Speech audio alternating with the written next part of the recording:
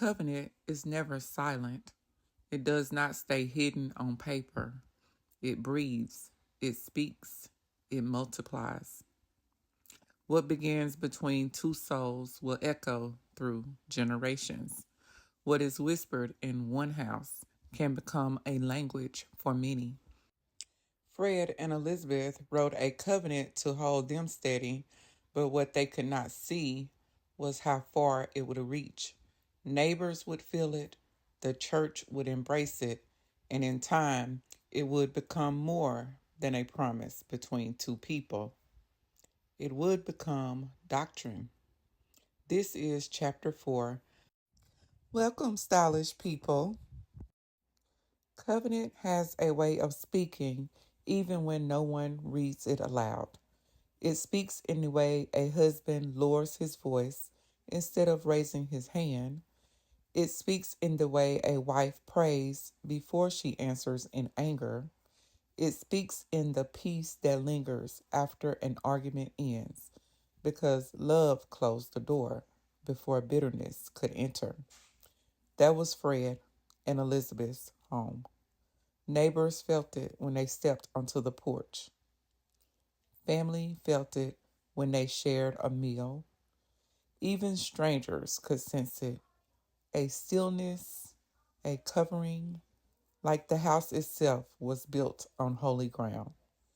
And in time, the church felt it too. Pastor Bill was the first to say it out loud. This isn't just a marriage. This is covenant. It was late evening. The church empty except for two men. Fred sat across from Pastor Bill. Work boots muddy, shirt still damp from the day. Pastor Bill leaned forward, Bible in his hand. Son, I've seen a lot of marriages. I've counseled more than I can count. But what you and Elizabeth have, he paused, voice low. She's a sister, wife, and that's no small thing. Fred tilted his head, quiet but firm. Yeah, Pastor, that's who she is. Pastor Bill smiled, but there was weight in his eyes. Don't take it lightly, Fred. A covenant like that, it doesn't just hold a marriage together. It holds generations together. Fred nodded slowly, rubbing the calluses on his hands. I know. Some days it feels heavy, but most days it feels holy. Pastor Bill leaned back, satisfied. That's how I know it's real. Heavy enough to remind you it's bigger than you. Holy enough to remind you it came from God. And the two men sat in silence, the church dim around them. It wasn't just talk, it was passing a torch. And in that silence, Fred felt the weight of the covenant stretching beyond his own house to every family it might touch.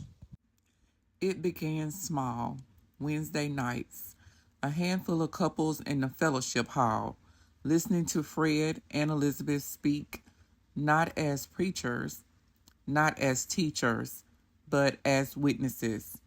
Elizabeth read their covenant aloud. Fred explained how it carried them through when the days were long and the money was short. People wept, not because the words were grand, but because they were true. And soon, Family First Assembly began to write a covenant of its own, words the whole church could live by, modeled after the one that started in Fred and Elizabeth's home. And now that I am older and I've experienced some things, I realized you were there through problems seen and unseen. I thank you for your goodness and I thank you for your grace. Without your love and tender mercy, I would lose this Christian race. Now I can say, I love you, Jesus.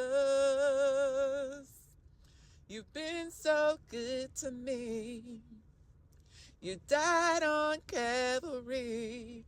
Now I can say, I love you, Jesus. Oh, thank you, Jesus. Thank you for that beautiful selection, Sister Veronica. Pastor Bill stood at the pulpit, paper trembling in his hand. He raised his voice, and the congregation leaned in. This Sunday morning, he led the congregation in reciting the covenant for the very first time. We promise to put God first in our homes and in our families. We promise. We promise to live in peace with one another, whether our home is small or whether it holds many. We promise. We promise that every wife, every husband, and every child will be loved, respected, and cared for as one family joined together before God. We promise. We promise that jealousy and division will have no place among us because love does not run out. It grows when it is shared. We promise. We promise that the head of the house will lead with prayer and kindness, not with pride or harshness. We promise. We promise that no one in this covenant will stand alone, but that all will be covered, provided for, and prayed over. We promise. We promise that our families will be built on covenant, not on convenience, and that God's way, not the world's way, will guide us. We promise. And we promise that this church will live as one family, under one God, bound by covenant love, now and for generations to come. We promise. The congregation rose to their feet. Some wept openly. Others held their children close. Some simply bowed their heads in reverence. That morning, the covenant became more than words on paper. It became the heartbeat of a church. Within 5 years, branches across the state adopted it. But in Elizabeth's heart, the covenant was never about crowds or doctrine. It began with pen and paper in a small house with thin walls and no air.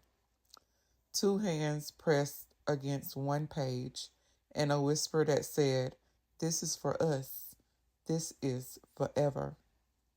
And though the covenant spread across pulpits and congregations, it was never just about doctrine. It was a promise between Fred and Elizabeth, a promise still alive, still holy, still unbroken. But covenant does not stay small. It ties people together. It reaches back to ancestors who walked this ground before names were changed and nations were split. It flows forward into children not yet born. Fred carried it in his blood. Elizabeth carried it in her prayers. Pastor Bill carried it in his voice. And even Veronica, who once entered this house as a stranger, now walked under the same covering. This covenant tied them together, not because they were perfect, not because they never failed, but because they kept returning to the vow. Elizabeth pressed her palm against the covenant on the wall and whispered, "This is how a house becomes a legacy. This is how love becomes doctrine." Her eyes lifted, her voice did not waver. "And as long as a breath remains in me, the covenant will live in me, in Fred, in our children, in this family, in every soul God calls into this home. The covenant will live." And that is how Sister Wife ends. Not with a closing door, but with an open covenant, alive, holy, unbroken. This has been so much fun for me. Thank you, stylish people. I hope you enjoyed this sister, sister, wife short story. And if you did, leave a comment and like the video. Also, it's free and it's the style.